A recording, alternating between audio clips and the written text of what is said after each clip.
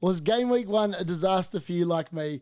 Did all your planning go into absolutely no reward for effort? Well, I'm here to make you feel a little bit better about your team.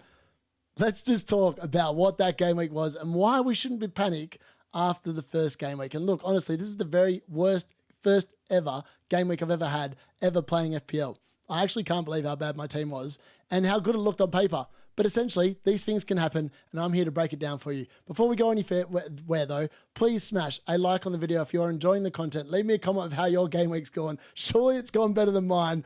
I want to feel better about people beating me, honestly, because it's been a mare for me and my team. And lastly, if you haven't already smashed that subscribe button, please think about doing so. It would definitely help me. And if you are one of those people that are regularly watchers, please share it on your socials just to get it out there to other people, because that is how we grow the channel. And hopefully you're enjoying it and you want to do that. With that being said, let's get into it.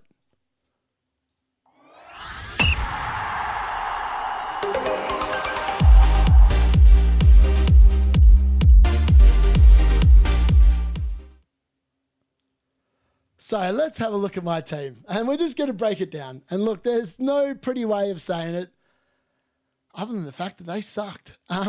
Legit, they are no good.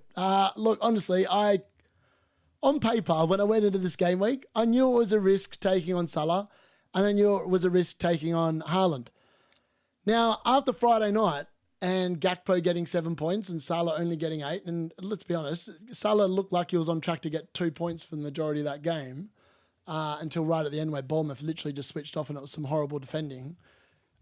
It was just unfortunate. Like, it is one of these things. This is why you should not panic when you play FPL. It's one of those things. I sit there and look at this team, and I don't think I've ever had a game. Well, I think I've had maybe one game week that's been worse than this my entire time. Like my entire time playing FPL, I can't recall a week where I've only had 2 players return out of 15. Like, it's desperately unlucky. I sit there and look at it and go, this is just unfortunate more than anything. So I'm basically making this video for you guys to sit there and laugh at my team. Let me know in the comments that I cooked it. Should have gone Haaland. Ironically, on the deadline stream, the card told me to pick Semenyo. And there was a moment, I went back and checked. I had Semenyo, Haaland in the team, and I would have captained Haaland, I would have had Semenyo. Those 2 players combined, if I'd done Haaland captain and Semenyo, would have got me 41 points. And my team got 37. And I say that the card couldn't be believed on that. I mean, it would have got it wrong. I would have had Foden in the team as well. So, like, I don't know how the rest of the team would have gone, but I think I had Kukurea in the team as well. Like, I have to go back and properly look at it. But if I'd locked in that team, I would be a lot better off than I am now. But I picked this team because it meant that it should mean in theory for the first 6 game weeks, based on the fixtures and the way I thought they were going to play out, it should be pretty good. And ironically, it would have gone much better if a few things had gone my way. There was, like, you could call it a dubious penalty, whatever you want to call it, in that Brentford Nottingham Forest game where Brentford ended up scoring the goal and it wiped out my double Forest clean sheets. Collins and Milinkovic, I think, ended up with 8 DC contributions. Collins didn't even get anywhere near it, and yet they conceded 3 goals. He got away a yellow card. He got 0 points. I mean, like, I wanted him in the team for that. Are you kidding me? You can't be doing that every week, surely. Bruno ended up with, like, I think it was 11 DC points. Like, honestly, it's just been a mare of a game week. Let's be honest, it's been rubbish. It's been tough to watch. I did predict, though, that the Reindeers would be pulling the D-Unit sleigh, and he is the only one that showed up, other than Gakpo, who I bought in, obviously, based on a card flip as well, because originally I had Wirtz. I mean, that could have been worse. I could have Wirtz, and I think it would have been Coyote. So, in reality, I should be lucky I got 37 points. It could have been under 30, honestly. It's been one of them weeks. Like, everyone just sucked. I mean, the West Ham-Sunderland game was weird as well. Like, obviously, West Ham and Sunderland scored 3 goals, I think, of like 0.69 XG expected. Like, 3 goals off that. Are you kidding me? Man United created 1.61 XG to Arsenal's 1, which was pretty much all from Bindia flapping, and they win the game 1-0. Like, this is football. And that's what you've got to remember. If you're playing FPL, you're going to expect tough weeks like this. You will have weeks where you're like going, I want to delete my team. Or I want to press that wildcard button. I want to get rid of all these flops. They're no good. Don't do it. Trust the process. There is no process. Let's be honest. We're all knee-jerky animals at the end of the day. We want points now. We don't want to sit there and wait patiently for rewards. Honestly, I would not lie. I'm weighing up a -4 right now as we speak, as I'm recording this video. And this is not going to be a long video. I just wanted to show you like what a disaster looks like. This is a disaster. What you're looking at on the screen at you at the moment is an absolute disaster class. 37 points from your first game week. Thankfully, I didn't play a chip because that would have been even worse, right? Because I probably would have played it on someone dud because there's no way I'm playing it on my 5.5 million mid.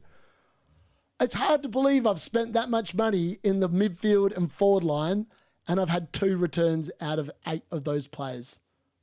Like, honestly, we're pretty favourable fixtures as well. Like, the bookies said that, like, my players were high chances of returning this week as well, and none of them returned. Like, none of them returned. It's brilliant. It's brilliant. I hope you guys are enjoying this. If you are, as I said, please smash a like. Please smash the sub button as well.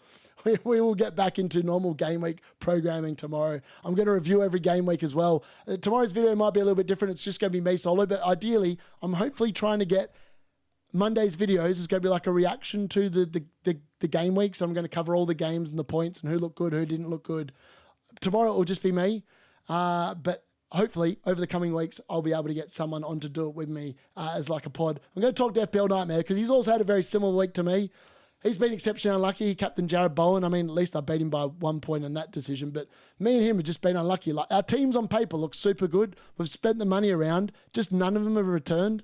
So yeah, again, like, you are going to have weeks like this. And again, it is important not to panic. I mean, I look at my defense. I'm like, oh, Milinkovic just... and Collins and Juve.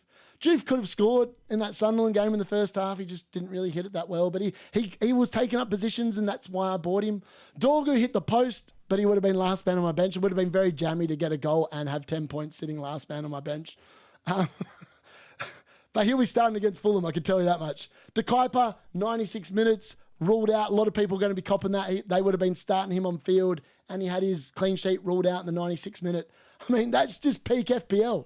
Losing clean sheets for fun, watching your players concede goals when you don't expect them to concede goals, seeing people that probably were rumoured to be getting DC contribution points, not getting them.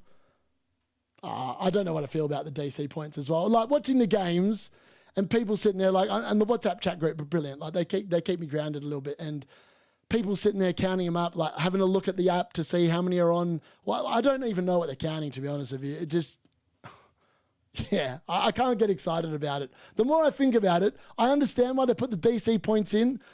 It's just not exciting. Like, you're hoping you're cheering on tackles rather than goals. Like, that's not FPL. I'm all about the goals, and my team sucked because I didn't get any of them. I got 1 from Gakpo, 1 from Reindeers, 1 assist from Reindeers, and the rest of them stunk up the place. The good news is, I think potentially I need to let it go 1 week. Like, normally I'd be hot on like transferring players out that aren't performing or whatever. I just feel like the game week 1 fixtures, I thought I had a really good read on them in terms of what I expected from the fixtures, how they were going to go. And I was so wrong. I can't recall a week where I've been that wrong about how the results are going to go.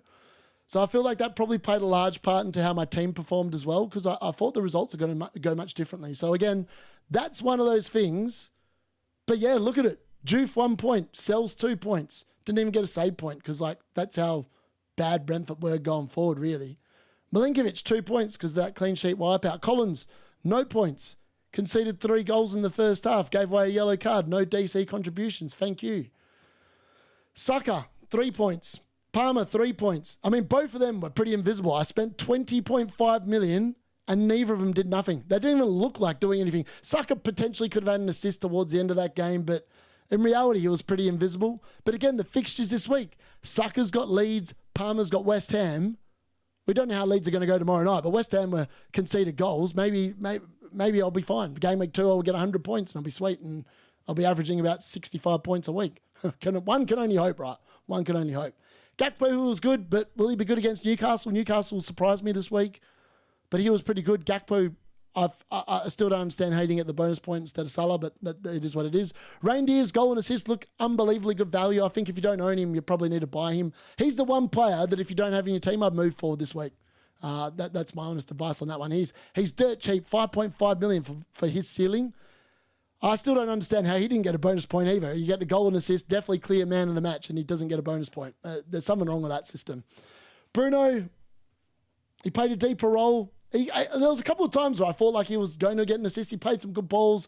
He almost got his DC points. If they were playing another team, I think he probably returned today. Watkins, Aston Villa were abysmal. I'm actually concerned about him. That's why I've actually considered just sacking off Palmer and changing Watkins to Haaland for a -4. I'm legitimately thinking about that. I feel like that could be a good move. Otherwise, it's probably Collins to Lacroix. Collins was just woeful. Like, he was woeful. That's not why I paid 5 mil, mate. Bowen, yeah. I feel like the double Tottenham defence worked out really well. A lot of people will be higher up on the ranks because of that. But they've got Man City this week, and I expect both of them to blank, to be honest. You won't want to be playing them against Man City. Man City looked ominous. Then the bench of Allinson 1 point, Dubravka 2 points because he got the save points, but he conceded 3 goals. De Kuyper 2 with that clean sheet wipeout, and then Dolgu 2. I think he got 2 in the end. I don't know. It's either 2 or 1. I have to check. I feel like he got a yellow card. He actually got 1 point. I lie. Dolgu got 1 point, got a yellow card, but I think he'll be right moving forward. So yeah, that's the team. 37 points all out. Bench was rubbish. Thankfully, I didn't bench boost. That would have been horrible. I did say bench boost game week 1 is fraught with danger. Some people have actually done really well with it, so congratulations if you are one of them. And again, I really sincerely hope you did better than me. But if you're one of those people like me that have just had an absolute mare of a game week, don't panic. Like, the team on paper looks really good, and in any given game week, it'll be significantly better. It's just unfortunate it's gone this way. So yeah, again, I just wanted to share that with everyone. Hopefully you've enjoyed that. It's a little bit of a rant about my team without being too critical of it. But it is what it is. We live and we learn. And yeah. So that's the end of that video. Reaction to the game week 1. It's been horrible. Hopefully you guys have enjoyed the live watch-alongs. If you have, please let me know in the comments if you've enjoyed them. I am intending on bringing them back specifically for the 3 p.m. games and probably any Man United game as well. If you guys do enjoy them, I will keep doing them. I watch a football, so why the hell not? And it's a good chance to rant about our teams, and I like to provide that space. Again, if you want to join the WhatsApp group, link will be in the description of the video, so make sure you do that. And before you go, smash a like, smash the sub button, and I'll see you tomorrow for some actual relevant FPL content. Thanks for watching. That's been the D-Unit.